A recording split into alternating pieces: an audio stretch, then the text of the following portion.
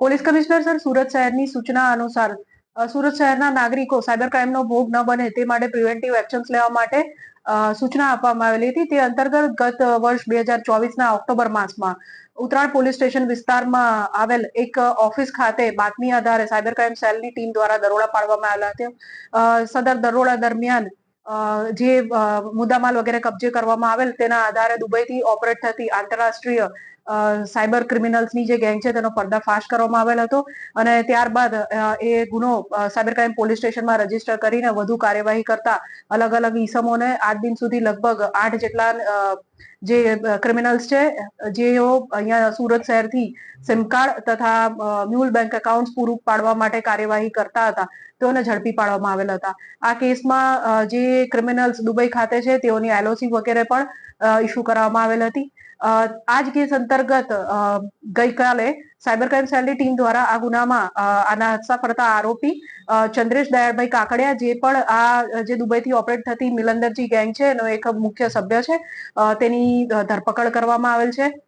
સદર આરોપી ચંદ્રેશ કાકડિયા વિરુદ્ધ સાયબર ક્રાઇમ પોલીસ સ્ટેશનના આ ગુના ઉપરાંત કુલ સુરત શહેરના વિવિધ વિસ્તારોમાં અને અલગ અલગ પોલીસ સ્ટેશનોમાં કુલ 7 ગુનાઓ અગાઉ રજીસ્ટર્ડ થયેલા છે વિવિધ કલમો હેઠળ.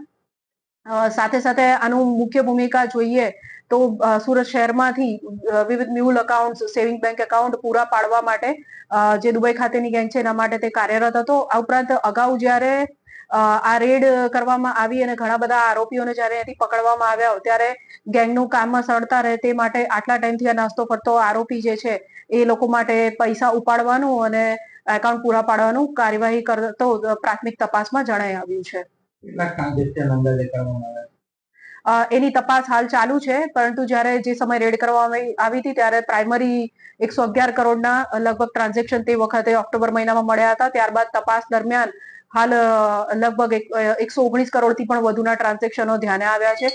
આ ગુનામાં હજુ પણ બેંકોમાંથી ટ્રાન્ઝેક્શન અલગ અલગ બેંકોમાં ક્યાંથી શું કઈ રીતના પૈસા ઉપડ્યા છે એ બધી તપાસ હજુ ચાલુ છે.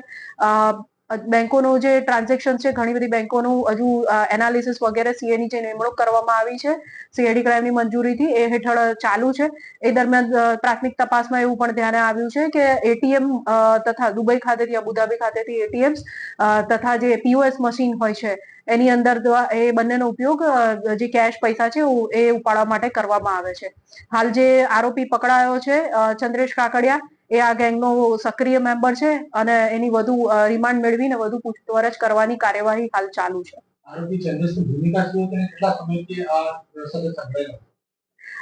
એ આ ગેંગ સાથે લગભગ 1 વર્ષથી સંકળાયેલો છે. જેમ આગળ વાત કરી એમ ભૂમિકા એની મ્યુલ એકાઉન્ટ્સ પૂરા પાડવા અને જે ગેંગ લીડર છે જે પ્રમાણે સુરત સિટીમાં કામ સોંપે એ રીતના કામ કરવાનું હતું. વધુમાં જેમ આગળ કીધું કે 7 ગુના ઓલરેડી એની ઉપર અહીંયા અલગ અલગ વિસ્તારોમાં, જેમાંથી એક સાયબર ક્રાઇમમાં અને આ બીજો ગુનો એ રીતે રજીસ્ટર્ડ થયેલા છે. અને સાથે જે ચંદ્રેશ કાકડિયાનો ભાઈ છે મયુર કાકડિયા ઉર્ફે બેરિયો, એનું એલઓસી આ જ ગુનામાં ઓલરેડી ઇસ્યુ કરવામાં આવેલ છે, જેની ઓળખ સ્કેચ મારફતે અગાઉ કરવામાં આવેલ હતી.